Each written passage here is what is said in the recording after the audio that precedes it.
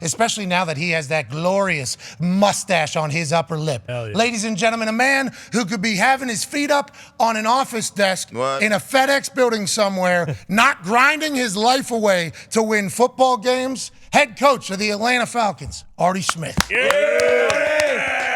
Artie, how you doing, Pop? Me on. Hey, hell yeah. Listen, we are thankful that you joined us. We are massive fans of yours, and obviously we haven't got a chance to chat with you since that mustache has become a thing. Hey, how has that not been your look forever? It looks right at home there. You look good. I know. I mean, it's a missed opportunity, but I'm trying to make up for it now. Okay, so is that real? Have you ever had a mustache before? Is this the first time you've done it? I rocked one in college a few times, I think, and didn't keep it, though. I'm happy it's back. Do you feel like a better coach with that mustache or anything changed? Yeah, I feel like, better at everything. I mean, it just when you walk in places, I mean, it's just like the doors get open for you. You get, they're going to come right to you at the bar. You get the first table. I mean, it's something about it. I don't know. People view you different when you walk in there when you're rocking a stash. You a little bit worried it's going to make you soft? You a little bit worried about that? No, if anything, I think it gets your T levels up.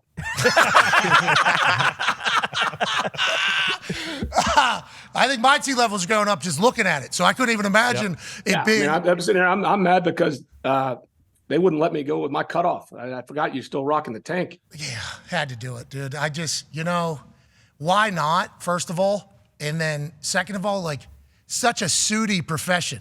Like to do it all in a tank top is hilarious, don't you? I mean, isn't that kind of a fucking hilarious thing? It is. I mean, no, there's no doubt. I mean, you talk about the stash. I mean, I think that's kind of a way of life too. It is. Mm-hmm. Some people really hate mine, though. I don't know if anybody hates what you got going on. I don't know how you could. You heard us talk about that fighting thing there earlier, and I don't want to necessarily put you in a compromising position of saying anything out of sorts, but it does feel as if you are one of these guys. You have beers with the boys in the locker room afterwards. We just had a video of Coach Prime out there in Colorado basically telling one position group, like, hey, if one of y'all, like, what are we doing out there? Feels like that's the culture you're trying to build. If your team was to not show fight or get into one of those, would you be worried? And do you think this is just how football is forever? I mean, it depends on context. I mean, I agree. I did, hear you guys talking about it, and you've got to defend yourself. I mean, that part. It's the whole part about if you're going out there in a practice. I mean, you can't start a melee in a game. So it's a fine line as a coach, with the bad habits. But I also understand if there's a fight happening and you got a couple guys that's looking at it, and there 3 people are attacking one of your teammates, that's a bad look as well. Also, Coach, can't you, I guess, take it one step further? If your team does get in a fight and stay with another team, line them back up and see who wins the next 3 reps and keep those same guys in. That's a very tough situation. You waste a lot of energy getting in a fight. Let's see how you guys respond and who wins now. Yeah, it depends on what the context of it. I mean, if you got a guy out there, first play, cheap shots another player in the back and then throws a punch, we're going to take him out of practice. I mean, that's not what you want. But you want to see the guys if there is something going back and forth, who is going to bite back. But there's a fine line. I take it case by case. I mean, we've been in those joint practices.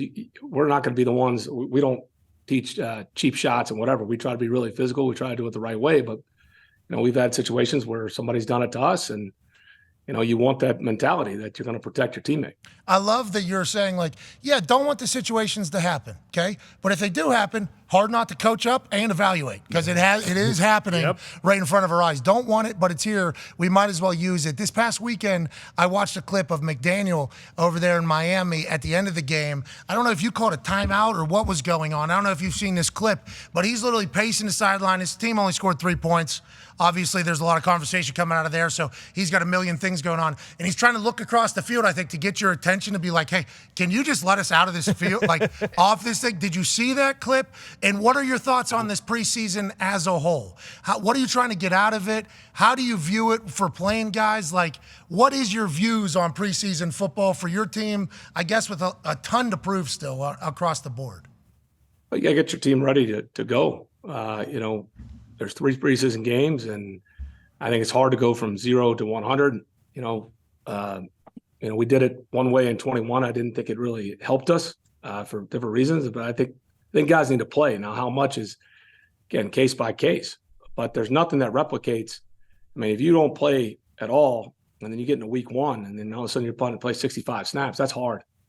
It's hard to do. So we've got 3 games, and there's a lot of things going on. There's certain guys we're trying to give the opportunity to make a roster decision. There's other guys that we need to ramp up. I mean, I don't know. I mean, how'd you feel, Pat? I mean, if you didn't kick until week 1, but you're a kind of outlier, but yeah. So like AJ's probably a good person to ask in Pac-Man, right. But like for me, I needed the kick. I needed it. I like in practice too. I didn't have enough confidence that I could like take a day off, and then on Sunday I would be confident, if that makes sense. I needed to work all the time, but I'm not running my head into anything or anything like that. You know, I'm getting flipped because the guy that's right wing for me has no idea what the fuck he's doing, and he's going to be selling insurance in like a week. But I at least need to see a ball turnover in a game. AJ, did you like it? I assume you're Ohio fuck. You didn't mind it?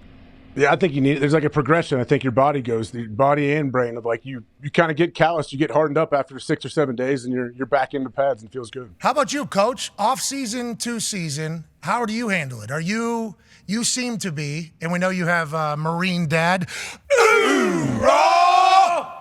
Hell yeah! Shout out to him. Shout out to you too, but shout out to him, for serving the country and doing what he did with FedEx. Amen. Hey, thanks for that, dude. Yeah. Way to go, Mr. Smith. I really appreciate him. You know what I mean? And then the Vegas thing. Didn't he go? Is that real, right? That's real? He went to Vegas? Real. What happened? Yeah, real. What happened? Just quickly. They didn't think they were going to be able to, make the payment. And so he went out there and I think he played blackjack for 18 straight hours. Won over $30,000. And then his whole thing was like, hey, look, if we didn't, nothing to lose, really. That was kind of the mentality. That's the way he told it to me. True story, though. And then saves FedEx. Yep. And then obviously now. Yeah, worked out. Just FedEx is FedEx. a Goliath. Yeah. What a fucking dog, dude. What a dog. I mean, it runs in. You need to get him on the show.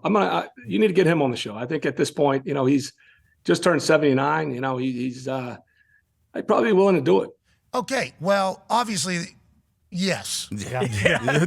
We would enjoy that. But Put him on the spot. And kind of put you on the spot there, too. But gotta get him on there. No, yeah, definitely. We're expecting your dad on the show now. So, hey, we got the guy that founded FedEx coming on the show. Thanks for booking for our show, dude. This is awesome. No problem. He went from CNBC, and now he comes on the Pat McAfee Show. Same demographic.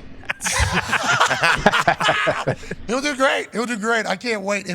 And I do love the fact that now, I mean, he can do whatever the fuck he wants, obviously. Marine, founded FedEx. Yeah. But like publicly now, people are like, oh, this guy's going on. He's going on. Aren't you going on the? This is awesome. Thank you for that, Coach. Huge. Really, thank you for that. Put him on the spot. Yeah, hell yeah. Hell yeah. Drive the stock price down a little bit. Probably what happened. It might happen. He comes on the show. Yeah, he'll handle himself. 79 still got the fastball. Yeah. We know that. He went to Vegas, bet for 18 hours, saved the company. What? Guy's a fucking dog. How about it? Anyways, and also didn't let his kid just be basically just sit around and take his money. Needs you to go do an excruciatingly tough job. What is your season like, though, now that you're the head coach? I assume that you are not taking a lot of time away from football, and then you get into training camp, it's just like, thank God we're at training camp? Or like, how did you handle this as the head coach going into this season? New quarterback, obviously, new things, same expectations. How is your offseason to training camp? And then how does your life change from now till February when the Super Bowl happens? Yeah, I mean, you know how it is, Pat, AJ, you got that, there's that off time in the NFL from the end of minicamp to when the season starts. And I've got 3 young kids, and you try to, be present, you get away a little bit to recharge for the season, but it's hard to turn off. So you just try to divvy up your day and chip away, but you need to be there for your kids and certainly your wife too. So, but it's hard as it gets closer to it. There's just so many things going on in your mind, but I'm very fortunate, that I've got a great wife to do that, because now it's like you go into I think I read one time, it's like going into a submarine for 6 months. Like you may be out of it some days, but your mind, I mean, there's constantly stuff going on. I mean, we're all kind of, I think anybody that plays or coaches this game is a little not very well adjusted. Yeah, I'd say. Tom Moore is still coaching. Mm-hmm. I love Tom Moore. I spent 5 weeks with Tom Moore in 2012. How'd that go? I assume it's the best. When we play the Bucks, I can't wait. I mean, I go out there early just to see Tom. But Tom hasn't aged in like 20 years. He's been 74 years old for the last 20 years. It really has been, and he's hilarious. He's funny as hell, and every time I see him, he does. He's giving me a lot of really good advice. playing the long game and how to handle it. But I promise you, I don't think he's aged in 20 years. He looks just like he did when he was calling plays with Peyton with his glasses down on his nose. I swear, if you photo clip from 2003, I bet it looks really similar to what he looks like right now. You popped yourself there with the play in the long game. That was I enjoyed that. That was good. Hey, shout out to all the coaches committing their entire fucking lives so that we can get good football on Sundays, Mondays, Thursdays, Saturdays, in America, Mexico, Canada, England, Germany. I think that's it. How do you feel about all of this? Like, honestly, and I guess this is away from Atlanta Falcons base, but you will have to handle it all at some point. The NFL is going to have games every night of the fucking week, I think. At some point, there's going to be an 18-game season around the corner. What are your thoughts on the state of football? Because it's the best show in town, in every town, the NFL, Coach. It's really the best thing anybody wants to watch live now. So, I mean, look, if you don't want to do that, then don't sign the contract. The money, where the money's going in the game, it's growing. I'm not one that when things change, you may give your opinion, but once the rules are made and that's what it is, if you don't like it, then don't do it. I just think you waste your time. Like, we're going over to London again this year. We did it 2 years ago. It was awesome. I'm just trying to figure out, I'm still wondering what your record has to be to get knighted. That's what, if you play in London, I think the winning coach should be knighted, So I've got that. Yeah, so I'm going to ask the British press. It didn't go over well last time we were there. Kind of looked at me. That joke fell real flat. Over in 2021. I'll bring it up again, though. Hey, the second time around. Yeah, that's right. I don't know. I'll try. It didn't land well. Arthur is a knight's name, too. Yeah. Oh, King Arthur. You have to call me sir. Sir Arthur. Sorry, not. Okay, it's so obnoxious. You'd have to, it's like, like somebody puts you at a dinner. It has to say sir in front of it, like Sir Pat McAfee. Yeah. You know how obnoxious that'd be? Yes, but I'm not going to win a game over there. You might be Sir Coach Arthur Smith. Yes. You know what I mean? That might be your name soon. Yeah, well, I'm going to try. I don't know. I don't know if how serious they'll take me when I ask it again.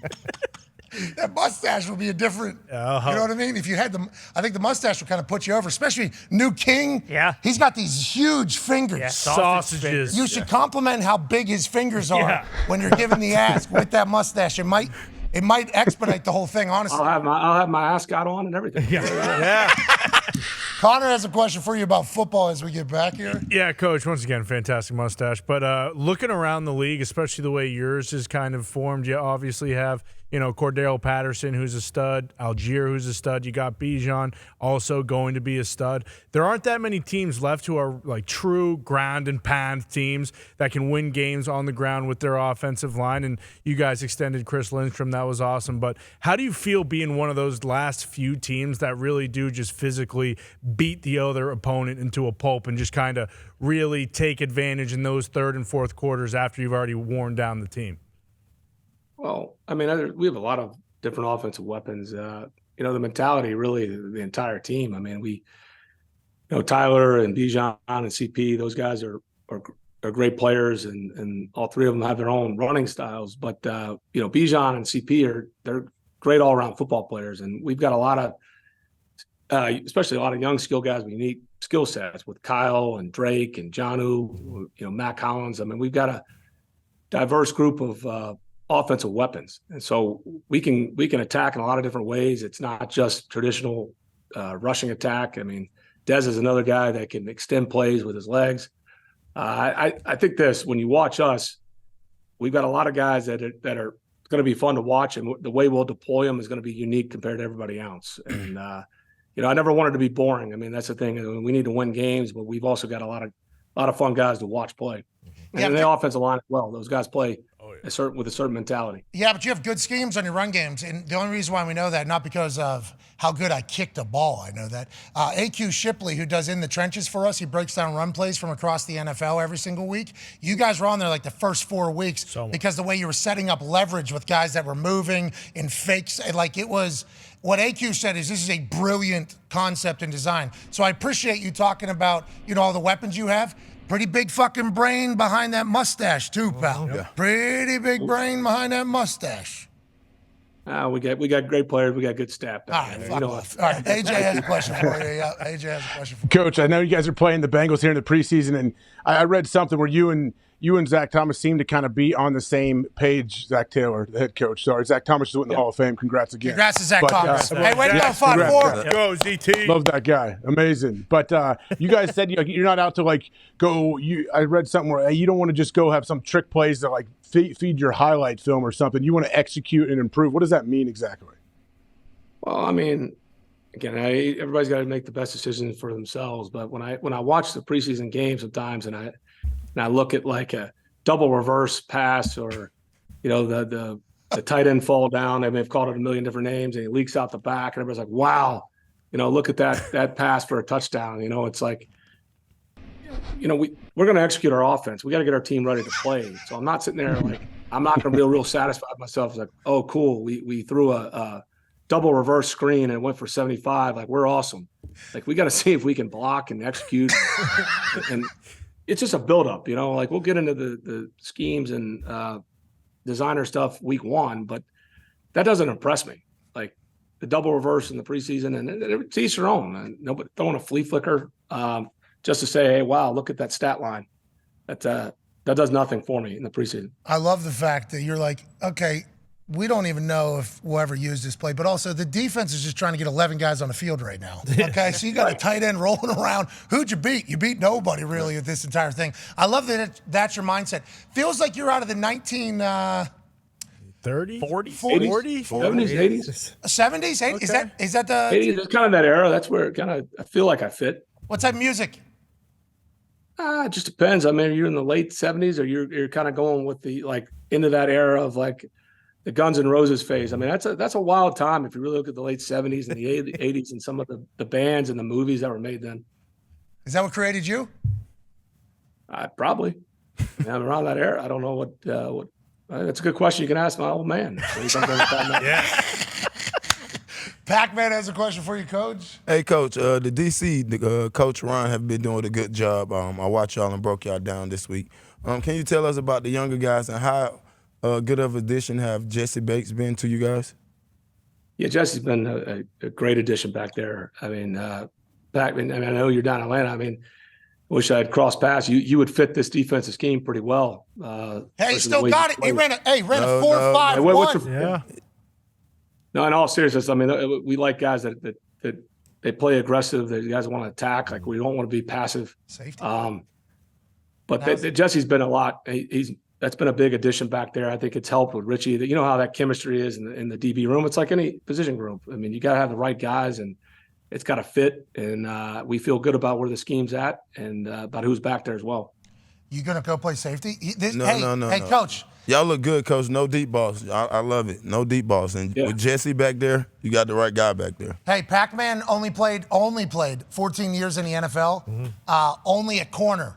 Would refuse to go to safety. Like, hey, you just want to move in here maybe? Just a little bit. Add another 5 years potentially to your career? Absolutely. Another punt return? Oh. Another punt return. That's also one of those punt returns. I know mentally I'm out of it. No. Come on, you can get it back. You're soft? Nah, I'm soft. Yeah, I understand. Me too, bro. This guy never getting soft. Do you think about that, like, when you're in the middle of it? Because we're all retired now, and we love our lives. Like, the whole thought of, like, not going to training camp every year gets better. You know what I mean? Like, we were at Tahoe out at that golf tournament.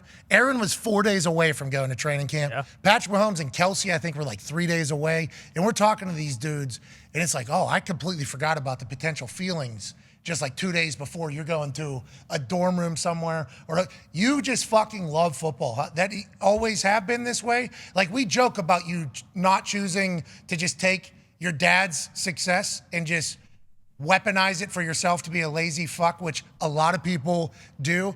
You just addicted to football, love football. Why do you think football has become this for you full time? I mean, it's, you try to play as long as you can, but I mean, it's such a great game. I mean, it's so much different. I'm sure you guys don't miss that anxiousness or whatever those feelings were. Like, damn, I'm getting ready to go away for a while, and the camp feeling. It's obviously different in a coaching role, but the actual game. I mean, there's very few professions where you get the highs and the lows that you do in coaching, and it kind of helps you stay young too. Like, every generation. I mean, you meet so many people. But there's just no other job like it. like that feeling, that competition on Sunday when the players are out there and trying to build a good plan to help them, and that competitiveness, there's nothing like it. You got to prove yourself. They keep a score. So that part, I don't know many other jobs that would be the same. Chuck Pagano said that those 5 minutes after the win in the locker room before the media comes in, it's like those moments are impossible to attain anywhere else on earth, pretty much. I don't know what it is for a coach, but obviously players who at the tunnel invest everything, like running out of the tunnel, I couldn't even fathom, trying to find. I guess wrestling kind of does that for some guys whenever they get into it. And DJ Diesel, Shaq said he does those music fests because of it's a Game 7 feeling that he gets in front of all those people. People are chasing that type of dragon. Those 5 minutes after, when did you decide, we're boozing? You know what I mean? We're going to, I'll have some drinks with the boys. What? Has that been the way you've always been? Like when you were at Tennessee as an assistant, did the boys say, hey, coach, down a couple of brews, we win a game? How's that come together? Yeah, I'm not going to go on the record about anything like that. I feel like this is going to trap me, and somehow I'm going to get one of those league fines. So I'm going to be careful how I answer this question. That would happen last year. That was actually organic. The O-line, they said if we win and we rush for over 100, can we go? All these new stadiums now, they have all these field suites, and you look over there. I mean, it's like if you're winning, it looks like a party over there. So they asked one of the bars, they had all those taps right there, said if we win and rush for over 100, can we go over there? I said, sure, I'll find out. What did I do? Tell me no? Just say, I'll ask you. And they say yes or no. And they said we could do it. So I told McGarry and Lindstrom, I said, yeah. They said, we win and rush for over 100, that we can go back there. And I think it was the Browns game. And then, they told us that they ran for over 100, and they just went straight back there. We were not in the locker room because you cannot have beers in the locker room, Pat. Of course, right? Yeah. We were out of work, and we were outside the locker room. Over 21. You're right. Everybody was out over at 21. You're right. We were not in an NFL locker room, so we good. Got our bases covered. Genius. That email that was read the day after, that looks cute. Looked like a fun bonding experience. Might I remind you? Boom. This is how this is going. I appreciate it. How's Desmond Ridder doing? How we doing? We feel good? He's good. Des is made of the right stuff. I mean, he's a guy that I would think that the three of you guys would like to be a teammate with. He does a good job. I mean, the guy won a lot of games in Cincinnati. He's wired the right way. And so we're excited. All right. Well, have a great day. Have a great training camp. Are you guys doing any joint practices? Bengals. We did one last week down in Miami. I don't think they're doing joint practice. They're just playing against the Bengals, I think. Yeah, we're not doing one with Cincy or Pittsburgh. We had ours last week in Miami. Yeah. How was it? How does that go? You guys have to negotiate everything, like every period, what the tempo is, who's going against all that. Is that a lot of bullshit or no? No, I mean, it's easy if you got competent people on the other side, and we've done a lot of them. And you talk as coaches and your ops people, and when you're a visitor, say, hey, give me this, your practice plan. What do you want to do? Great, we'll be there. We script it out, and they give us the personnel and D&D, and then we go from there. You love it? You love the joint practices because it's like a controlled preseason game, is what everybody says. It is, but you got to do it with the right people. You're the best. You've had some shitty ones, it sounds like. Had some good ones, too. Have had some good ones, too. Felt like we have gotten better. And not as good as that mustache, though. That thing is top notch. We're keeping it all season? I think I'm in too deep. I don't know how I'll get out of it. Good. It's like you've gone undercover as a cop, and you're just too far gone now. Yeah, that's how I feel. What's Donnie Brasco. Yeah, Donnie Brasco. And then who was that other one? The one in Hell's Angels, the guy got in there. Rusty Cole from True Detective. Bingo. That's a documentary. Yep. All right. Appreciate you, Coach. Have a great day. Sorry we wasted a lot of your life here, but it's going to get better. I learned a lot today. I got better. Ladies and gentlemen, head coach of the Falcons, Artie Smith. Yeah, Coach. He's awesome. His delivery is amazing. Man, so dry. What a legend. He tried not to smile one time. Dude, he popped himself a couple different times. The long game with Tom Moore. The knighting. Yeah. Yep. Yes. Yeah, I'm gonna try that one again and see how it goes. Yeah, tried it last year. Just so boom. Think about how many people talk to him and think this guy hates me. Yeah. Oh yeah. Oh yeah, and they think he's dead serious all the time. Yeah. Those first couple, he was giving us real coach answers. Yeah. And then all of a sudden it started slipping in. It's like, woman. oh, yeah. He can't help it. He couldn't help himself. Here's the driest fucking guy in the NFL. I love that. Yes. Yeah. Falcons are going to the Super Bowl. Is that your prediction? I'm Probably. taking the Falcons. SeatGeek ticker. Put it on a I'm SeatGeek taking ticker. them.